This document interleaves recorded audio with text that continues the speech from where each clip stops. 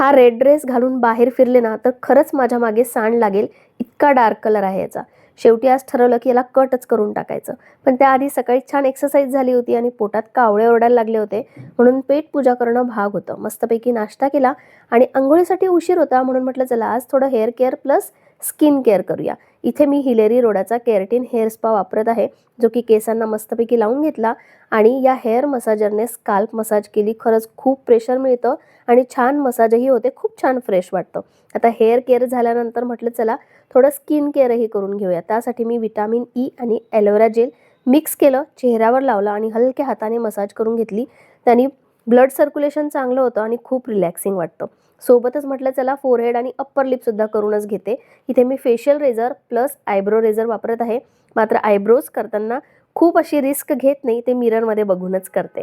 आणि आता या लाल ड्रेसबद्दल सांगायचं झालं तर हा डार्क कलर तर आहेच, पण इतका लॉंग आहे ना की कुठे घालायची सोयच नाही. आज किटी होती आणि रेड कलरचा ड्रेस हवा होता म्हणून शेवटी तो कट करून टाकला आणि असा शॉर्ट केला. आता शॉर्ट केल्यानंतर तो कसा दिसतोय तुम्ही सांगा.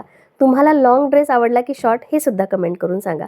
किटीमध्ये मस्तपैकी गप्पा झाल्या, भरपूर असे गेम्स खेळलो आणि वेळ कसा गेला खरंच काही कळलं नाही. चला तर मग आजचा व्हिडिओ मी इथेच एंड करते. पुन्हा भेटूया पुढच्या व्हिडिओमध्ये. तोपर्यंत बाय बाय.